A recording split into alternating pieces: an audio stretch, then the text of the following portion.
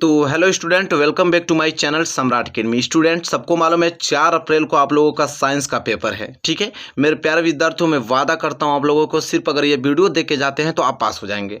सिर्फ ये अकेले वीडियो बात कर रहा हूँ, अकेले अगर वीडियो देख के जाएंगे तो पास हो जाएंगे। इसलिए क्योंकि इसमें देखिए सब लोग आप लोगों को बहुविकल्पीय लघु उत्तरीय कराते हैं। कोई आपको जल्दी देखेंगे, पूरे यूट्यूब पे जाके देखिएगा, पूरे कोई भी आप लोगों को लघु उत्तरीय और दीर्घ उत्तरीय क्वेश्चन जल्दी नहीं कराता, वो भी लिख के आपको कोई नहीं बताएगा। ठीक है, ज़्यादातर क्वेश्चन बहुविकल्पीय अति लघु उत्तरीय बताते हैं। ठीक है, लेकिन मेरा कोई सिद्धांत ऐसा नहीं है।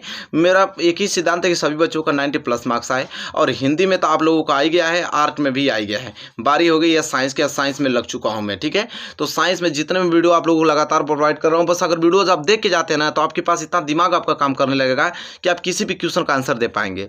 तो मेरे प्यारे विद्यार्थियों, जैसा कि लघु उत्तरीय 4 नंबर के लिए पूछा जाता है, दीर्घ उत्तरीय 7 नंबर के लिए पूछा जाता है। आज की वीडियो में इन दोनों का ही क्वेश्चन का डिस्कस करने वाला हूं, क्योंकि सबसे ज्यादा अहम रोल प्ले करेगा यह, और वो क्वेश्चन जो कि इंपॉर्टेंट है, सीधा एग्जाम में आप लोगों को जरूर से देखने को मिलेगा। नहीं तो आप यहां से सारे क्वेश्चन नोट कर लीजिए, और एग्जाम में आप लोग पेपर आएगा तो मिला लीजिएगा कि यहां से मेरा क्वेश्चन फंसा या नहीं फंसा है। ठीक है, तो वीडियो को लाइक कर दीजिए। 5000 लाइक, 5000 लाइक इस वीडियो पर हमने रखा है, और इसको पूरा आप ही कराएंगे, क्योंकि मेरे प्यारे विद्यार्थी वीडियो बहुत ज़्यादा तगड़ी है। ठीक है, तो चलिए मेरे प्यारे विद्यार्थी वीडियो स्टार्ट करते हैं। जो जो क्वेश्चन बताऊंगा उस क्वेश्चन को एकदम अच्छे से रीड करके और नोट करके ही आपको जाना है।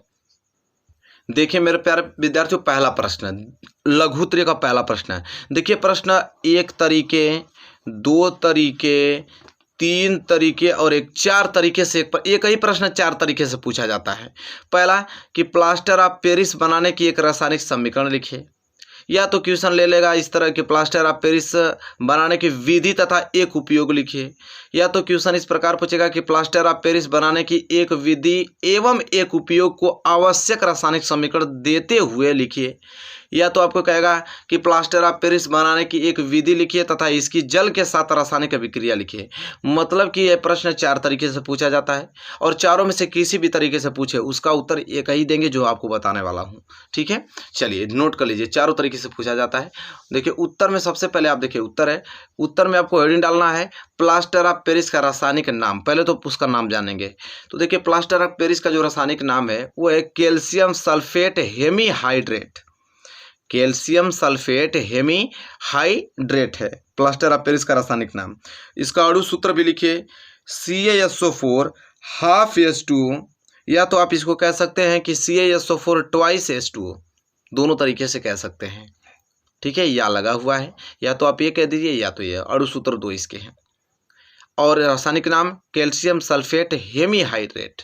क्लियर हो गया। चलिए फिर अगली हेडिंग आपकी रहेगी बनाने की विधि। क्या हेडिंग रहेगी? बनाने की विधि। अगली हेडिंग रहेगी आपकी बनाने की विधि, और इसके नीचे अगर आप अंडरलाइन कर देते हैं तो और ही 4 चांद लग जाएगा। ठीक है, बनाने की विधि में लिखेंगे कि जिप्सम को 120 या 130 डिग्री सेल्सियस तक गर्म करने पर प्लास्टर ऑफ पेरिस बनता है। जिप्सम को 120 या 130 डिग्री सेल्सियस तक गर्म करने पर प्लास्टर ऑफ पेरिस बनता है।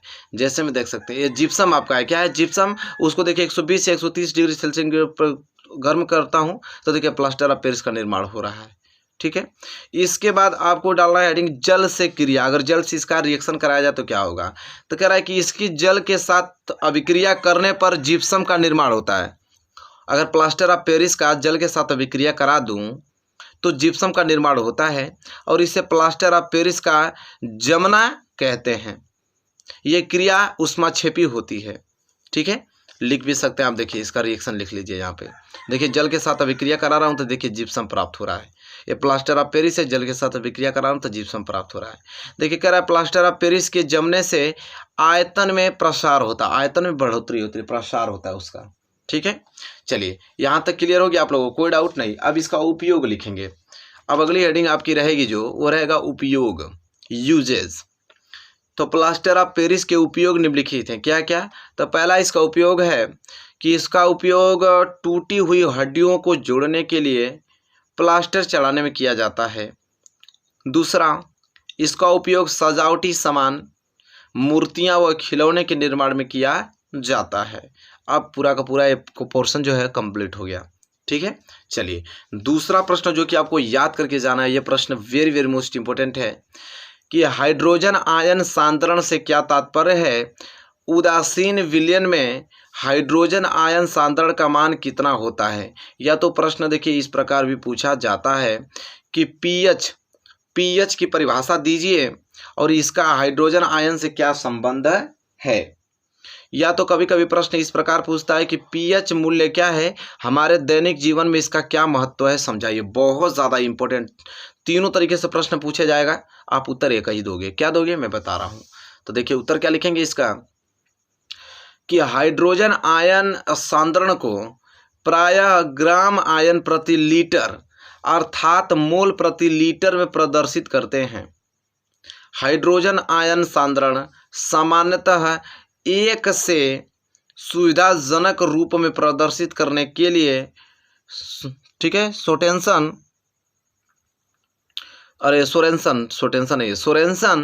नामक वैज्ञानिक ने, सोरेनसन एक वैज्ञानिक थे, उनका नाम था सोरेनसन नामक वैज्ञानिक ने सन 1909 में एक नई पद्धति का प्रयोग किया जिसे पीएच पद्धति या पीएच स्केल कहते हैं।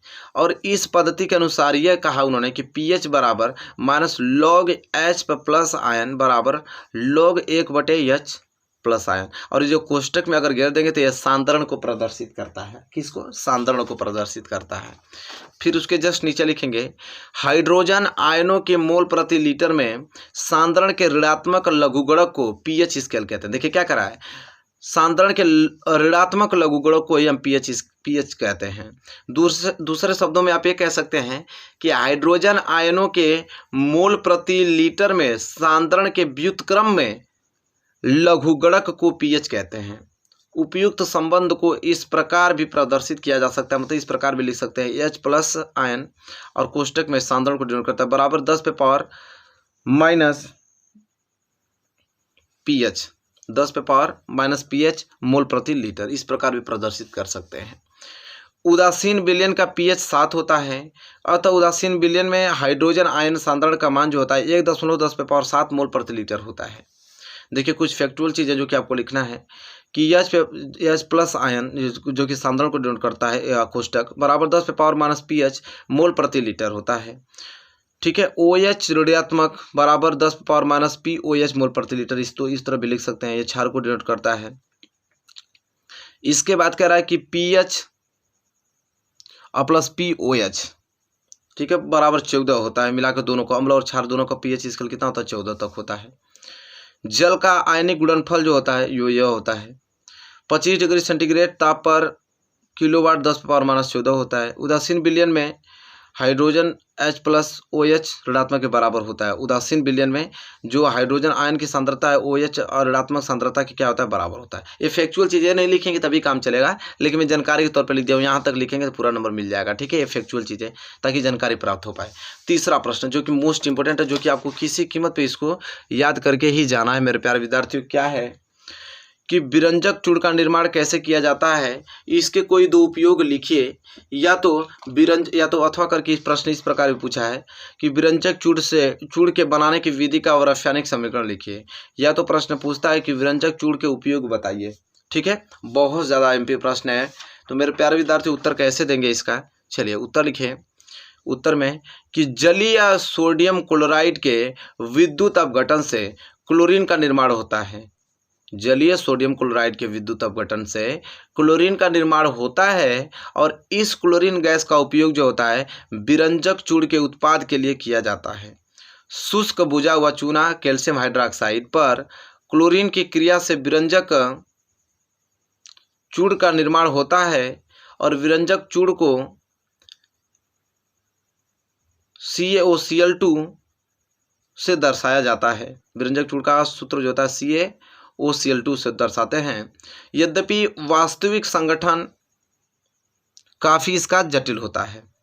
ठीक है, कह रहा है यहाँ पे इसका रिएक्शन देखिए, कैल्शियम हाइड्रोक्साइड को जब क्लोरीन के साथ अभिक्रिया करेंगे तो कैल्शियम ऑक्साइड क्लोराइड बनेगा, विरंजक चूड़ जो कि बनता है और जल प्राप्त होता है। ठीक है, ये रिएक्शन लिख देना है। विरंजक चूड़ का उपयोग अगली हेडिंग बना के लिखना है।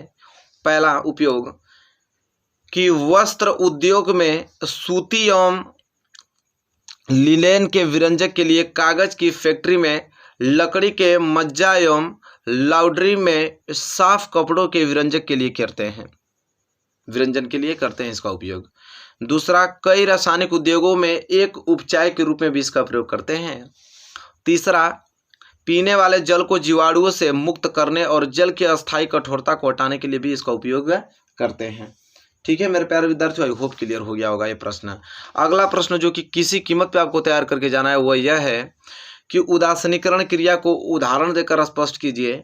किसी धातु द्वारा अम्ल से लवण बनाने तथा धात्विक ऑक्साइड द्वारा अम्ल से लवण बनाने में कौन सी क्रिया उदासीनीकरण है और कौन सी नहीं, उदाहरण देकर आपको समझाना है। बहुत ज़्यादा इंपॉर्टेंट है उदासीनीकरण अभिक्रिया। तो चलिए देखते हैं, लिखेंगे कैसे कि किसी अम्ल एवं क्षार के संयोग से लवण एवं जल बनाने की जो रासायनिक क्रिया को ही हम क्या कहते हैं, उदासीनीकरण कहते हैं। जैसे देख सकते हैं NaOH आपका क्षार है, HCl अम्ल है, और अम्ल और क्षार मिलकर लवण तथा जल बना रहा है। ठीक है, चलिए क्लियर हो गया। तो जब अम्ल और क्षार मिलकर लवण तथा जल बनाए उसे हम कहते हैं उदासीनीकरण अभिक्रिया। फिर नीचे लिखेंगे कि वास्तव में अम्ल एवं क्षार के संयोग से हाइड्रोजन प्लस आयन तथा OH ऋणात्मक आयनों के संयोग से H2O अणु का बनना ही उदासीनीकरण का प्रमुख लक्षण है। किसी धातु की अम्ल से क्रिया होने पर लवण का बनना उदासीनीकरण नहीं है, क्योंकि इस क्रिया में H प्लस तथा OH माइनस के संयोग से जल H2O नहीं बन रहा है, इसलिए। ठीक है, जैसे धातु आपका है जिंक सल्फ्यूरिक अम्ल है, ये आपस में क्रिया के लवण तथा हाइड्रोजन गैस बना रहा है, परंतु धात्विक ऑक्साइड एवं अम्ल के संयोग से लवण बनना उदासीनीकरण है। कह रहा है कि धात्विक ऑक्साइड एवं अम्ल के संयोग से जो लवण बनता है वो उदासीनीकरण है, क्योंकि इस क्रिया में H2O का अणु बनता है। जैसे देख सकते हैं धात्विक ऑक्साइड है ZnO और अम्ल है HCl, ये आपस में अभिक्रिया करके लवण तथा जल बना रहा है, मतलब ये आपका उदासीनीकरण अभिक्रिया है। और यहाँ पे ऊपर वाला में देखिए जल नहीं बना रहा था, हाइड्रोजन गैस बना रहा था, तो उदासीनीकरण क्रिया नहीं है। ठीक है, पूरा डाउट क्लियर हो रहा है मेरे प्यारे विद्यार्थियों। चलिए अगला प्रश्न जो कि आपको किसी कीमत पे तैयार करके जाना है वो यह प्रश्न है मेरे प्यारे विद्यार्थियों, बहुत ज़्यादा इंपॉर्टेंट है। इस प्रश्न को तैयार करके आपको जाना है। देखिए 3 तरीके से यह प्रश्न पूछा जाता है। ठीक है, कि बेकिंग पाउडर या खाने वाले सोडा का रासायनिक नाम एवं अणुसूत्र क्या है और इसके बनाने की विधि एवं 2 प्रमुख रासायनिक गुण समीकरण देते हुए लिखिए। बहुत ज़्यादा इंपॉर्टेंट। या तो प्रश्न ऐसे पूछता है कि बेकिंग सोडा बनाने की 2 विधियां रासायनिक समीकरण सहित लिखिए, या तो प्रश्न इस प्रकार पूछेगा कि बेकिंग सोडा का रासायनिक नाम एवं अणुसूत्र लिखिए और इसे बनाने की विधि का रासायनिक समीकरण लिखिए। इतना ज़्यादा इंपॉर्टेंट है, यहाँ यह क्वेश्चन बनना तय है 2022 बोर्ड एग्जाम में। ठीक है, तो देखिए सबसे पहले उत्तर में आप हेडिंग डालेंगे क्या, बेकिंग सोडा। हेडिंग आपकी क्या रहेगी, बेकिंग सोडा रहेगी। या लिखेंगे कि बेकिंग पाउडर या खाने के सोडे का जो रासायनिक नाम है उसे सोडियम बाइकार्बोनेट कहते हैं और इसका जो अणुसूत्र है वो है NaHCO3, सोडियम बाइकार्बोनेट। ठीक है, फिर हेडिंग डालेंगे बनाने की विधि। लिखेंगे कि इसे सोडियम कार्बोनेट के जलीय विलयन में कार्बन डाइऑक्साइड गैस प्रवाहित करके बनाया जाता है। जैसे देखिए Na2CO3। ठीक है, ये आपका है सोडियम बाइकार्बोनेट, जल के साथ अभिक्रिया करके कार्बन डाइऑक्साइड की उपस्थिति में इसे अभिक्रिया करके देखिए यहाँ पे NaHCO3 का निर्माण हो रहा है। ठीक है, सोडियम बाइकार्बोनेट का, ये आपका सोडियम कार्बोनेट है Na2CO, ये सोडियम कार्बोनेट जल के साथ अभिक्रिया कर कार्बन डाइऑक्साइड की उपस्थिति में मिलकर यह बनाता है NaHCO3, मतलब सोडियम बाइकार्बोनेट बनाता है। और दूसरा किस प्रकार बना सकते हैं, तो अमोनिया में बाइंड के कार्बोनेशन द्वारा। ठीक है, अमोनिया से देखिए NaCl, सोडियम क्लोराइड को जल के साथ अभिक्रिया करके कार्बन डाइऑक्साइड की उपस्थिति में अमोनिया के साथ अभिक्रिया करके हम अमोनिया क्लोराइड और खाने का सोडा का निर्माण कर सकते हैं। ठीक है, क्लियर हो गया। चलिए अब रासायनिक गुण इसका लिखना है। रासायनिक गुण में पहला लिखिए 100 सेंटीग्रेड सेल्सियस तक गर्म किए जाने पर यह विच्छेदित होकर सोडियम कार्बोनेट में बदल जाता है। देखिए NaHCO3, ये आपका है आपका सोडियम बाइकार्बोनेट। अब सोडियम बाइकार्बोनेट को अगर 100 डिग्री सेल्सियस तापमान पर गर्म करेंगे तो ये आप लोगों का Na2CO3 में टूट जाएगा। ठीक है, क्लियर हो गया। और किस में टूट जाएगा आप लोगों का, और H2O में पानी में टूट जाएगा और CO2 में टूट जाएगा। क्लियर आप लोगों को। चलिए इसके बाद कह रहा है कि दूसरा, यह अम्लों से क्रिया करके सोडियम लवण बनाता है तथा कार्बन डाइऑक्साइड गैस मुक्त करता है। ये अम्लों से क्रिया करके देखिए NaHCO3। ठीक है, यहाँ पे सोडियम बाइकार्बोनेट जो है अम्लों के साथ अभिक्रिया करके, ठीक है, देखिए कार्बन डाइऑक्साइड जल बना रहा है और NaCl बना रहा है। ठीक है, क्लियर है आप लोगों को। चलिए यहाँ तक आप लोगों को अच्छे तरीके से लिख देना है।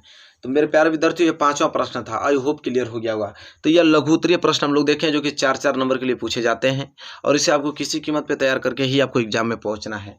अब हम देखेंगे मेरे प्यारे विद्यार्थियों दीर्घ उत्तरीय महत्वपूर्ण प्रश्न जो कि 7 नंबर के लिए पूछा जाता है।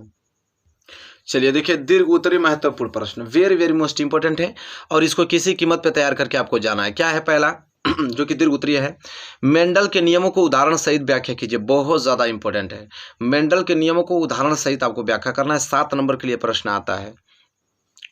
हेडिंग डालेंगे जो मेंडल का नियम है, आनुवंशिकता का नियम उन्होंने दिया था, तो हेडिंग डालेंगे आनुवंशिकता और लिखेंगे क्योंकि मेंडल का नियम यही है, आनुवंशिकता नियम उन्होंने दिया था कि जीवों को सभी लक्षण अपने जनकों से प्राप्त होते हैं।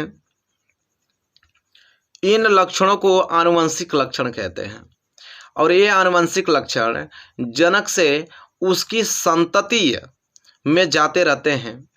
इन लक्षणों को वंशागति एक पीढ़ी से दूसरे पीढ़ी में होती है और इस प्रक्रिया को आनुवंशिकता कहते हैं। जैसे मनुष्य की संतान मनुष्य, बिल्ली की संतान बिल्ली, हाथी की संतान हाथी ही होती है। मेंडल ने मटर के पादप में संकरण कराया और अपने परिणामों के आधार पर वंशागति के महत्वपूर्ण निष्कर्ष निकाले।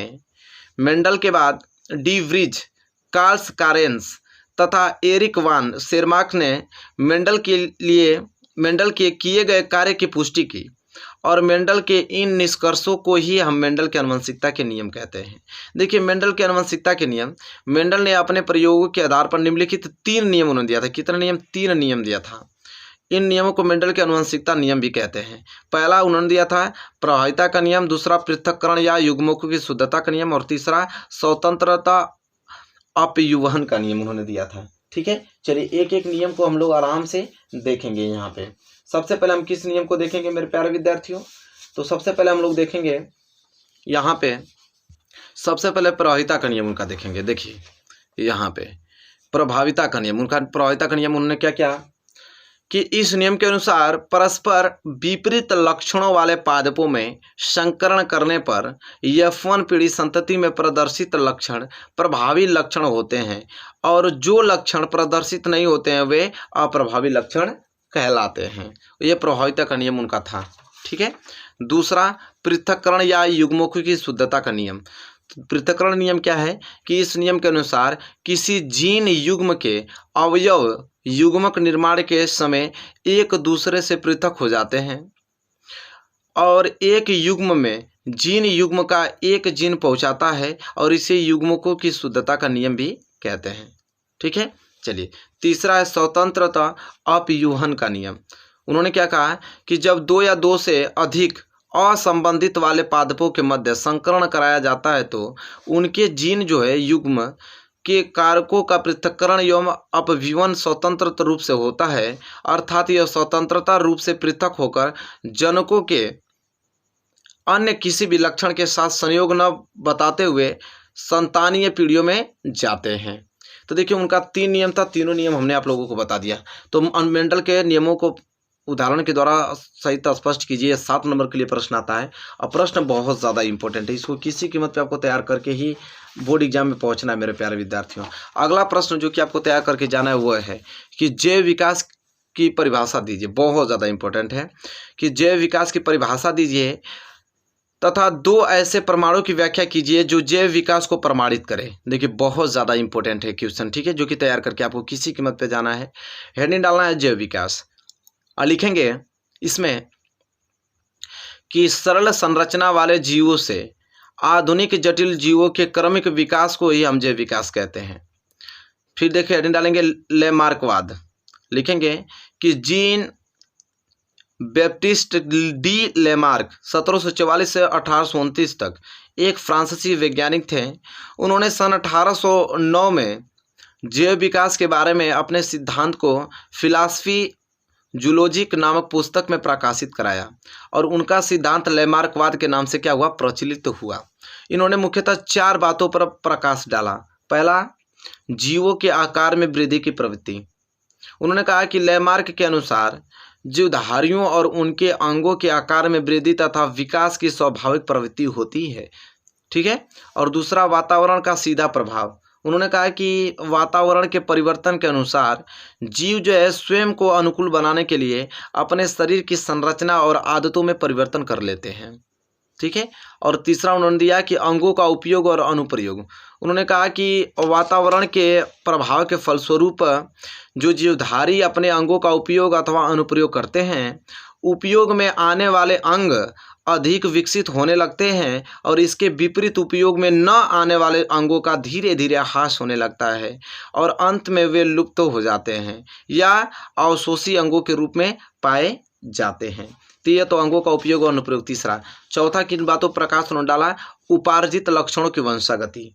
उन्होंने कहा कि इसके अनुसार जो प्रत्येक जीव हैं अपने जीवन काल में जिसे वातावरण में रहता है उसे प्रभाव से अनेक लक्षण उपार्जित करता है। यही उपार्जित लक्षण जो है उसकी संतान में पहुंच जाते हैं और तथा धीरे धीरे नई जाति बन जाती है। कोई भी अंग जिसका लगातार प्रयोग होता है धीरे धीरे वो आकार में बढ़ता जाता है तथा जिस अंग का प्रयोग नहीं होता है उसका क्रमशः ह्रास होता है। ठीक है। चलिए, इसके बाद आपको हेडिंग डालना पड़ेगा जैव विकास का प्रमाण क्या है। जैव विकास का प्रमाण, क्योंकि 7 नंबर के लिए तो पूरा डिटेल में लिखना पड़ेगा आप लोगों को। जैव विकास का प्रमाण में पहला, अफ्रीका के जंगलों में वातावरणीय परिवर्तन के कारण घास तथा शाकीय पादप नष्ट हो जाते हैं, जिस कारण जिराफ पूर्वजों को जो कि सामान्य आकार के थे ऊंचे पादपों से भोजन प्राप्त करने के प्रयास में अपनी गर्दन तथा आगे की टांगों का अधिक उपयोग करना पड़ा। इसी कारण इनकी लंबाई क्या हुई? बढ़ गई।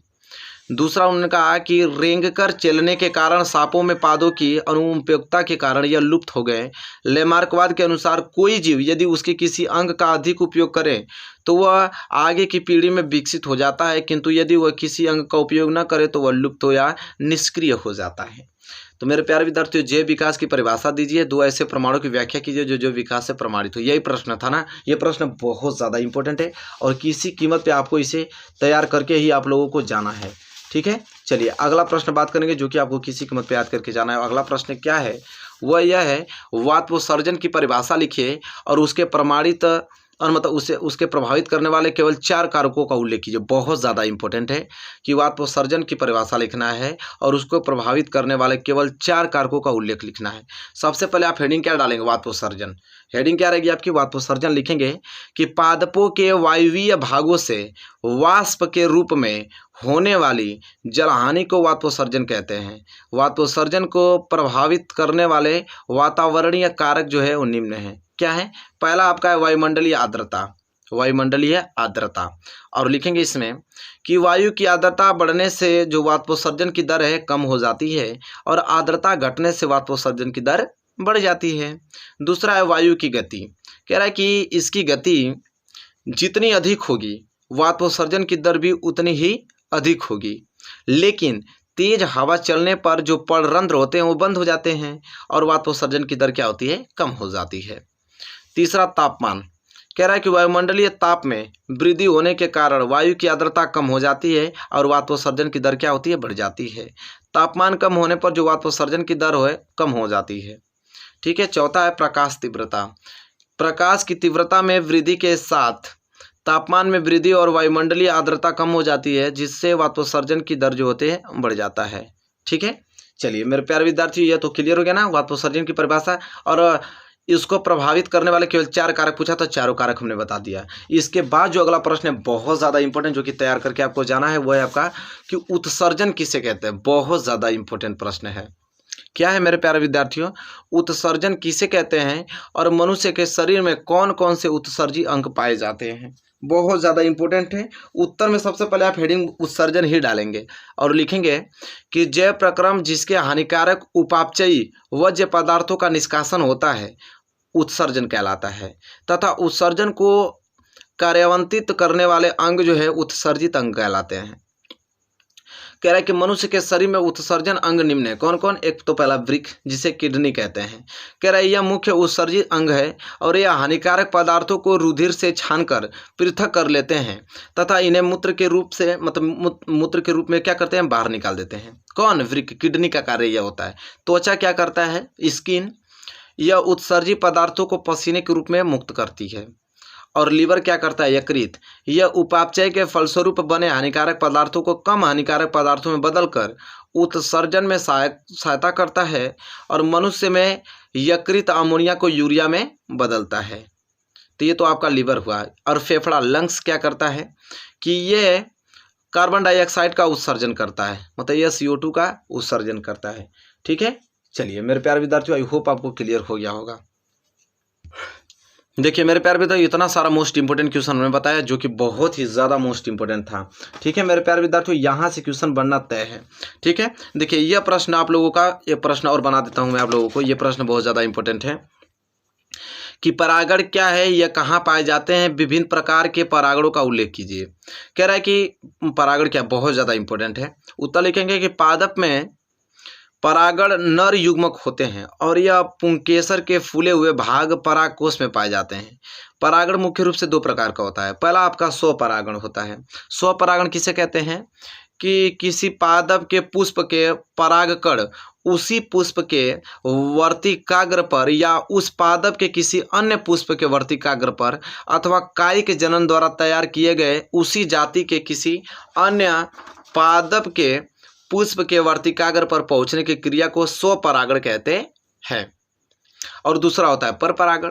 परपरागण क्या है कि जब एक पुष्प के परागकण लैंगिक जनन द्वारा उत्पन्न उसी जाति के अन्य पादप के वर्तिकाग्र पर विभिन्न माध्यमों में पहुंचते हैं तो इसी परपरागण कहते हैं। मतलब इसे परपरागण कहते हैं। और परपरागण कीटों द्वारा, वायु द्वारा और जल द्वारा और जंतुओं के माध्यम से होता है। ठीक है, चलिए मेरे प्यारे विद्यार्थियों, देखिए इस वीडियो में हमने टोटल आप लोगों को बहुत ज़्यादा महत्वपूर्ण प्रश्न बताया। अगर वीडियो आप देखें तो इस वीडियो से ही आप पास हो सकते हैं एग्जाम में साइंस में। हालांकि मैं तो आप लोगों को 90% लाना चाहता हूं, सोचता हूं कि सभी लोगों को 90% आ जाए। जिस प्रकार हिंदी और आर्ट का पेपर गया उसी प्रकार साइंस का भी जाए। तो मेरे प्यारे विद्यार्थियों, वीडियो आपको कैसी लगी बताइए कमेंट कर। वीडियो आपको पसंद आई हो तो प्लीज़ लाइक कीजिए और चैनल पर नया है तो चैनल को सब्सक्राइब करके बेल आइकन को प्रेस कर लीजिए। मिलेंगे एक प्यारे से नेक्स्ट वीडियो में, तब तक के लिए धन्यवाद।